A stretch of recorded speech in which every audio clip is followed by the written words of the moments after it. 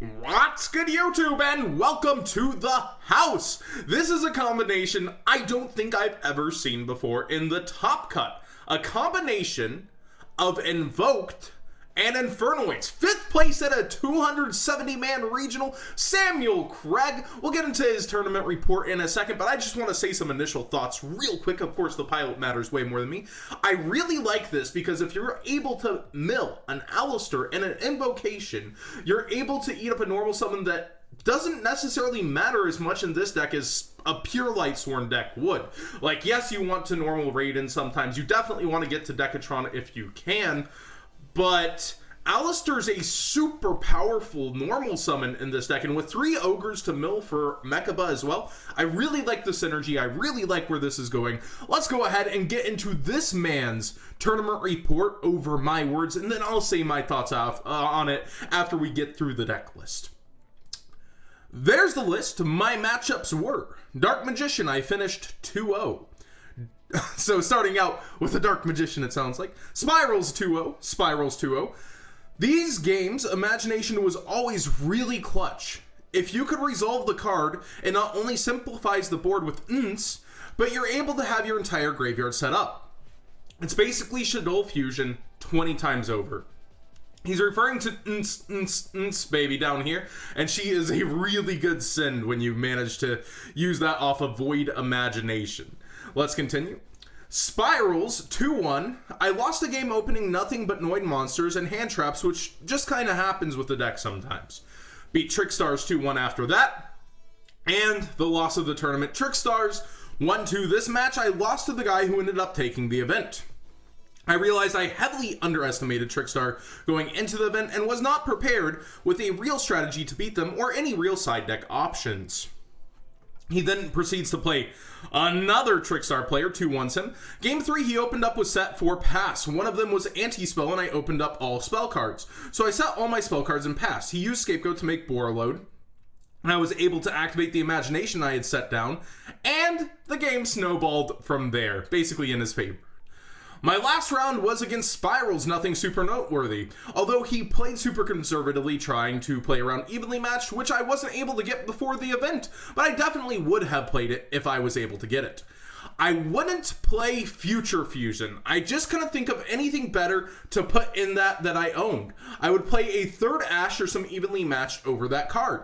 Shout out to my pal Miles for taking me up there, and Marlon for making top 8 alongside me from our locals. And shout out to all the suckas from Eugene. I also really want to say that Infernoid is one of my favorite decks of all time, and I'm really happy with this list. It was really cool to be able to do well with a deck like this in a spiral dominant meta. And then I asked him how many people. He said he thinks there was near 300, and then he tells me it was 270 something, once confirming with some other people. And if you guys are wondering why I'm sweating, it's not because of these hot fire type monsters in here. I just finished building a bookshelf. Well, I'm partway through. I'm about to hammer some nails in the hardest part, but I decided to take a break from building a bookshelf for my girlfriend.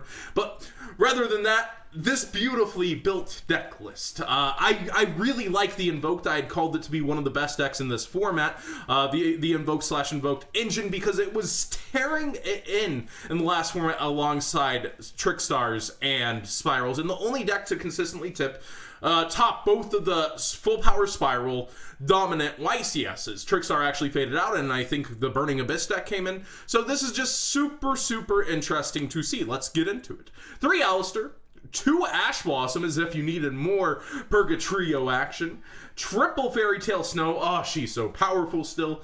3 Ghost Ogre and Snow Rabbit, 1 Atondel, triple Decatron, double Devyati, triple Harmadic, double Anunku, triple Patrula, triple Saint Samos. I think this guy is one of the best cards in the game. Just being able to banish so purely, it's so good.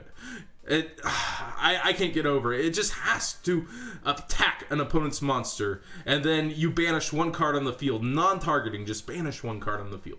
Jetty, of course, you're playing this because of Void Feast, which is another power play the deck has. 1 Maxi, and interestingly enough, 2 Orbital Hydra Lander. Now, this is for Highlander format. Basically, with Infernoids, you can control all the names in your graveyard, especially with Fairy Tale Snow.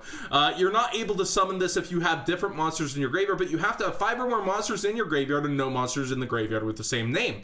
Once per turn, a quick effect, you send the top 3 cards of your deck to the graveyard and destroy a card on the field. You must have at least 2 monsters in your graveyard and none with the same name to activate and resolve this effect. So basically, you had to have kept monsters in here to summon him, and then you activate his effect. Nothing can match after the mills in order to gain his effect. But he's a cheeky 3,000 attack monster that's just really good in this deck. This is what we were seeing at mostly Toppin, and it fits relatively well thanks to Snow and being able to control your banishes. Triple Raiden, triple charge of the Light Brigade, 1 Future Fusion. As he noted, he would probably remove it. I think it's funny that you actually have, other kinds of targets besides just Tierra, but I imagine you're always going for Tierra in this deck. I just think that's hilarious.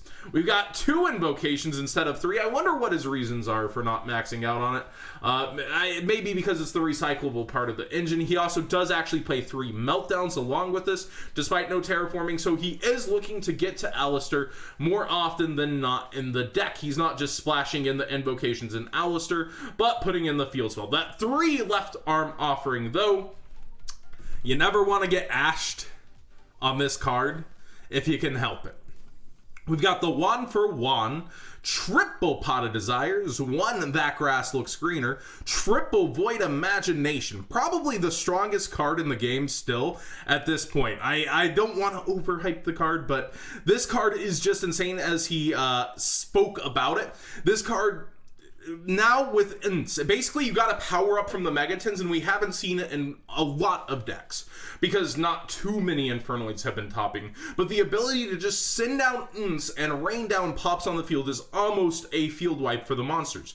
Actually, not monsters, my bad. You target 1 card on the field and destroy it, so you actually can take care of back row as well with I actually, it's more powerful than I thought. For some reason I thought it was specified to monsters, but yes, if this card is sent to the graveyard, you target a monster. So is just crazy insane in this deck, and you send it when you fusion summon the Tierra. I believe it's Tierra's first effect. 3 or more, each player sends 3 cards from their extra deck to the graveyard.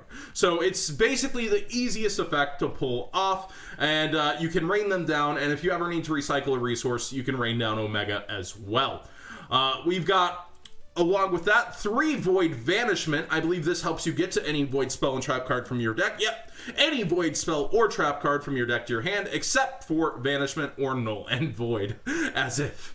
But it helps you get to power play during their turn with Void Feast. But if you're going second, it helps you get to Void Imagination, which is really huge against some of the decks. So you have 6 ways to open Imagination, or you're able to pitch the card and feast them, which feast is basically the other thing that took this to the next level during Billy's win. You send a Void spell or trap card from your hand or face up from the field to the graveyard. You special summon up to 3 Infernoid monsters, but their total levels have to equal 8. That's why you play Jetty, who has an alternate nickname for the reason he's bad, but then you get 2 Decatrons, and you send a Nunku and Devyati, and that's pretty darn good.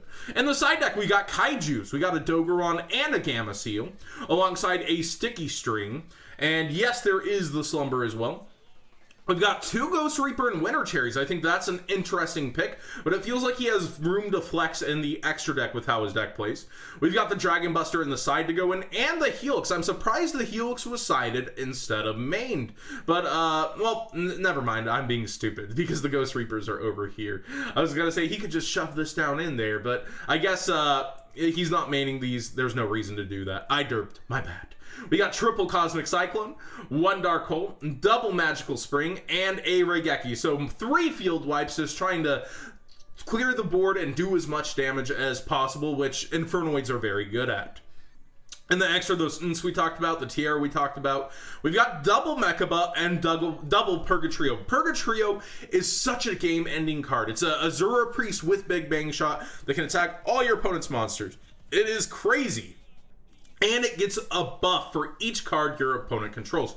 200 attack for each one they control. It is just an insane card. I always loved it. I think it looks kind of like Gengar. And I used to call it Purgatorio, which triggered everyone. But Purgatrio is just so good. Omega, Minerva. We've got Baguska, my embodiment of a card. 1 Borolo Dragon, 1 Decode Talker, 1 Proxy Dragon. So there you have the entire deck list. It is just insanely innovative, in my opinion, that somebody combined these two decks and made it all the way to the top cut.